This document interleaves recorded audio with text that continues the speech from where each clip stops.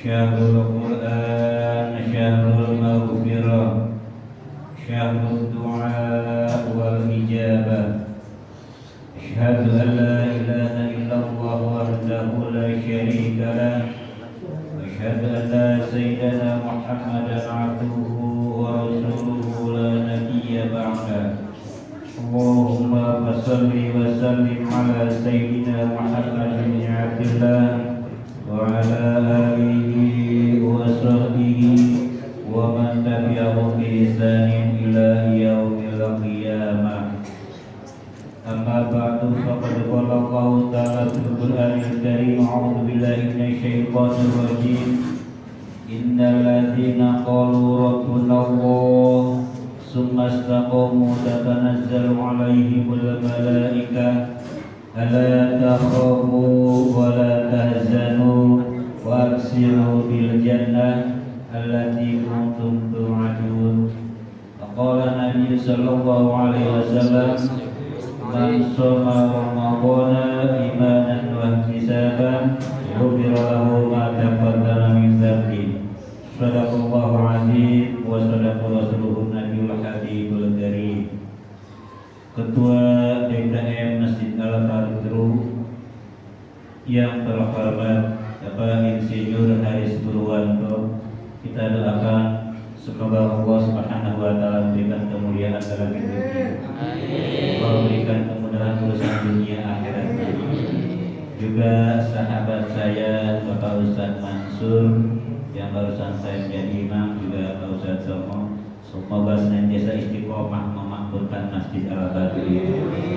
Jamaah Masjid Al-Badru senantiasa malam hari ini mendapatkan cederaan rahmat dari Allah Subhanahu wa taala.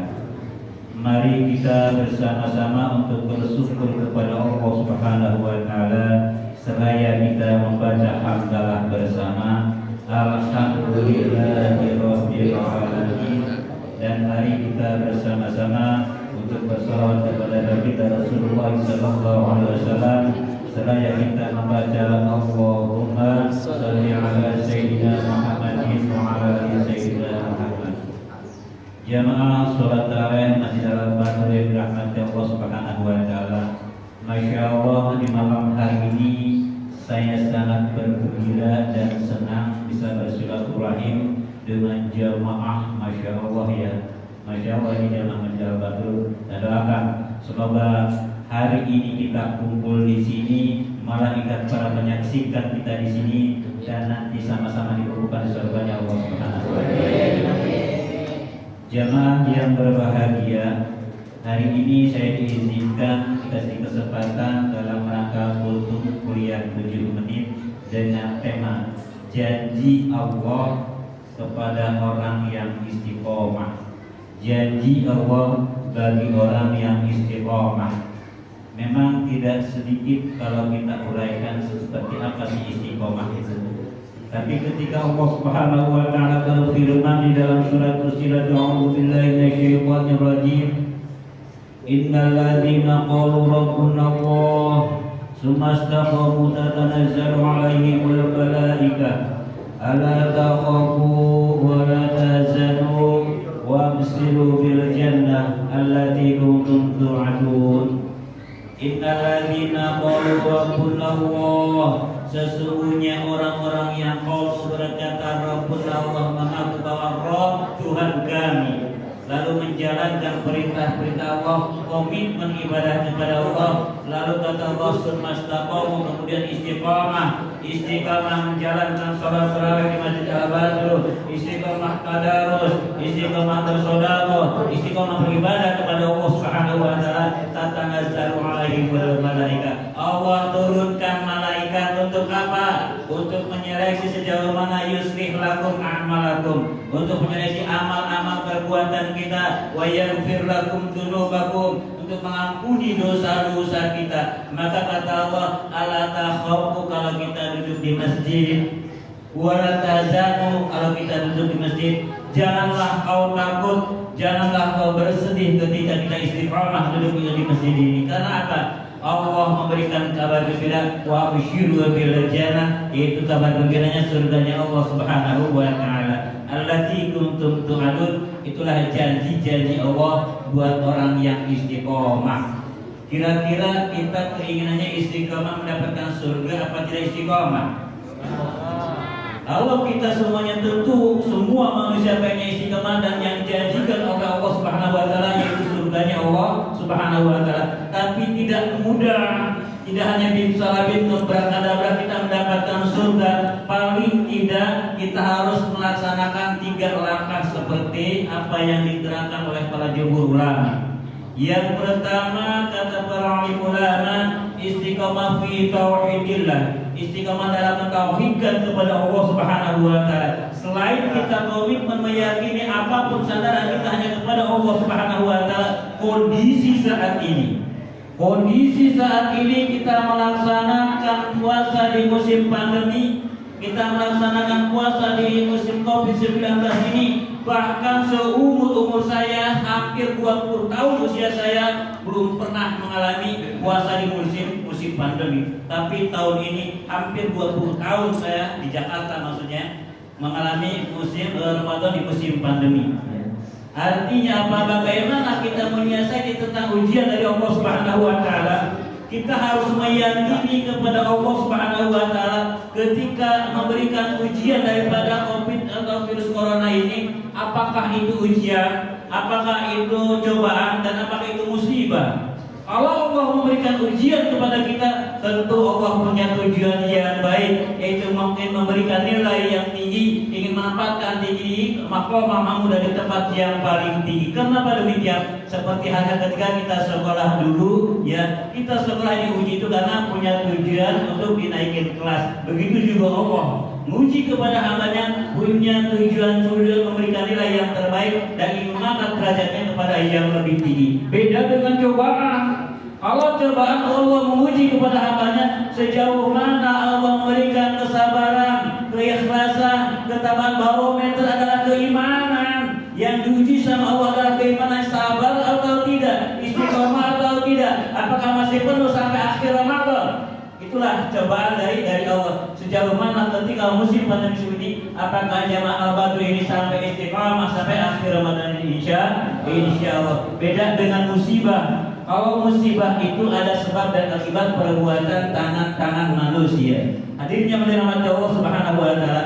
Maka dalam menyiasati orang-orang sejauh mana orang yang sabar menghadapi musibah, orang yang sabar yang ridha menghadapi musibah, dan orang yang bersyukur.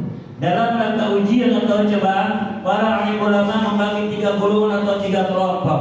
Kelompok yang pertama, orang yang sabar menghadapi ujian Covid-19 ini, dia tetap istiqomah melaksanakan ibadah seperti ini. Cuman di ujungnya sering mengatakan, semoga Covid ini segera kabur, ya. Semoga Covid ini segera selesai. Sabar, tapi di akhirnya mendoakan semoga ini Covid segera selesai atau segera kabur. Setuju juga? Setuju, karena itu termasuk orang yang lurus, orang yang sabar. Beda dengan orang yang ridho. Ridho ini di atas sabar. Orang yang ridho ketika ada ujian, cobaan atau musibah seperti ini, dia tidak pernah menghitung apa itu cobaan ujian. Dengan adanya ujian, dia ibadah lebih khusyuk. Dengan adanya cobaan, dia lebih banyak pahala-pahala yang didapatkan dari Allah Subhanahu wa taala. Dan yang ketiga, kelompok yang ketiga, itulah orang yang bersyukur. Ketika ada ujian, ada cobaan, ada musibah seperti ini, kita melaksanakan ibadah di bulan suci Ramadan, ada pandemi, dia menghitungnya bukan menghitung apa itu ujian, cobaan dan musibah, tapi bagaimana dia merenung kepada Allah Subhanahu wa taala. Banyakkan mana nikmat-nikmat yang Allah berikan kepada kita dengan ujian dari Allah. Ini terkadang-kadang, mohon maaf, kita 1 bulan, 2 bulan sehat terus, dikasih sedikit aja ujian seakan-akan Allah kejam, Allah menguji. Padahal orang yang bersyukur itu ketika adanya ujian, bagaimana nikmat-nikmat yang telah diberikan oleh Allah Subhanahu wa taala. Wa in ta'udu ni'matallahi la tuhsuha.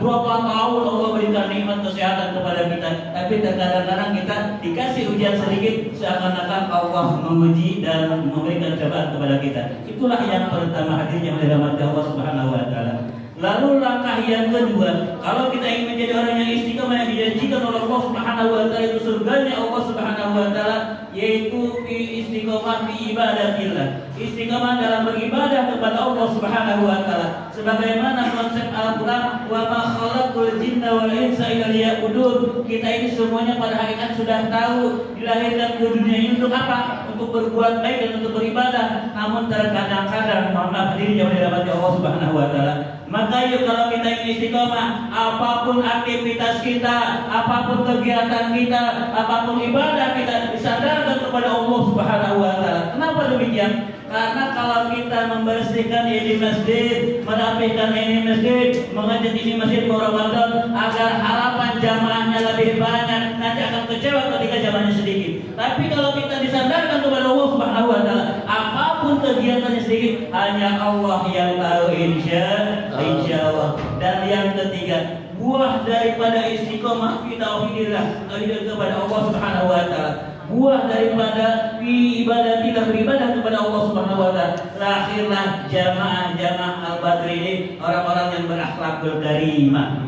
Maka yang ketiga istiqamah fi akhlakil karimah, fi akhlakiyah. Dalam rangka berakhlak kepada Allah Subhanahu wa taala, ketika Rasulullah sallallahu alaihi wasallam ditanya oleh salah seorang sahabatnya, "Ya Rasulullah,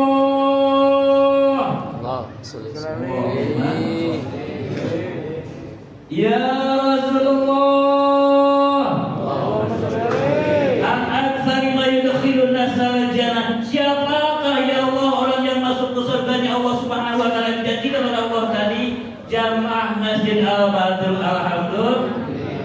Kenapa demikian? Ya, karena jawab Rasul, qala taqwallah wa husnul khuluq. Orang yang masuk ke surganya Allah Subhanahu wa taala hanya adalah takwa kepada Allah, husnul khuluq, berbudi pekerti pada sesama manusia. Insyaallah kita termasuk orang-orang yang berakhlakul karimah. Karena kalau membahas takwa sangat panjang, tentunya setiap Jumat disampaikan oleh khotibah masjid. Ini bagaimana akhlakul karimah ketika baginda Rasulullah SAW memberikan contoh kepada salah seorang sahabatnya. Ya Allah, ana ukhbiruka bi afdali akhlaqi ahli dunya wal akhirah. Wahai Uqbah, maukah kamu akan tunjukkan akhlak yang paling mulia buat kehidupan di dunia dan kehidupan di akhirat kelak? Na'am, kata sahabat. Yang pertama kata Rasulullah SAW, tasrilu man qata'a, sambunglah silaturahim. Walaupun nanti ketika tidak boleh mudik, sekarang yuk kita sambung silaturahim. Tidak kita secara fisik, bisa lewat media sosial. Karena apa? Buah daripada silaturahim, insya Allah Allah dan Rasulnya berjanji memberikan yang terbaik kepada kita semua. Bahkan Rasulullah mengancam, la tadkhulul jannata qati'ur rahim, tidak akan masuk surga orang yang memutuskan silaturahim. Hadirin yang dirahmati Allah Subhanahu wa taala. Lalu yang kedua kata baginda Rasul, akhlak yang paling mulia berkehidupan di dunia dan kehidupan di akhirat kelak, waktu iman haramat, memberi makan kepada saudara-saudara kita yang membutuhkan dan tidak pernah memberi kepada kita. Hari ini, momentum saat ini, banyak anak-anak yang kehilangan orang tuanya, banyak saudara-saudara yang kehilangan suaminya. Kenapa demikian? Inilah momentum kita untuk membantu saudara-saudara kita. Tidak lama waktu ada musim Covid, orang NU, kebetulan orang NU yang wafat karena Covid, mau dikuburkan di Pondok Rangon sudah penuh, di Tegal Alur sudah penuh, lalu di Duren Sawit. Di Duren Sawit ternyata saya tanya berapa satu hari orang yang yang dikuburkan di sini, tidak kurang dari 50 sampai 60. Itu saudara-saudara kita. Doakan semoga almarhum diterima oleh Allah Subhanahu wa taala. Lalu yang ketiga kata baginda Rasul, akhlak yang paling mulia yaitu wata'fu aman dzalamat, memberi maaf kepada saudara-saudara kita yang pernah menzalimi diri kita, apapun bentuknya. Yuk kita, kenapa? Bulan Ramadan ini adalah bulan mustajabah, bulan dikabulkannya doa. Tapi ketika kita masih ada masalah dengan saudara-saudara kita di zaman Bani Israel, pernah kekurangan dikasih kemarau selama 7 tahun, lalu dia berdoa kepada Allah Subhanahu wa taala, ya Allah turunkanlah hujan ya Allah, ya Allah turunkanlah rezeki kepadaku ya Allah. Apa kata Allah? Apapun bentuknya kamu berdoa kepadaku, selama kamu belum menyelesaikan hak-hakul adami, yuk tidak akan pernah dikabulkan doanya. Maka di malam hari ini, yuk ingat-ingat saudara-saudara kita yang punya hak-hakul adami, yuk kita saling memaafkan. Semoga Allah Subhanahu wa taala berikan kesehatan kepada kita semua. Kesimpulan daripada mutiara kultum hari ini, bagaimana janji Allah kita raih itu surganya Allah Subhanahu wa taala dengan istiqamah ibadah kepada Allah. Yang pertama, istiqamah fi tauhidillah, istiqamah mentauhidkan kepada Allah Subhanahu wa taala. Yang kedua, istiqamah fi ibadatillah. Apapun bentuknya, sedikit kegiatan kita yuk niatkan lillah karena Allah Subhanahu wa taala. Dan yang ketiga, istiqamah fi akhlakiyah, istiqamah berakhlak kepada sesama manusia. Insyaallah semoga Allah Subhanahu wa taala berikan kekuatan iman Islam kepada kita semua, berikan taufik hidayah kepada kita semua, berikan kesehatan kepada kita, keluarga kita, lingkungan kita, negeri kita. Doakan semoga menjadi negeri yang baldatun thayyibatun warabun ghafur. Demikianlah program yang singkat, mudah-mudahan ada manfaatnya. Kurang dan lebihnya maaf. Wassalamualaikum warahmatullahi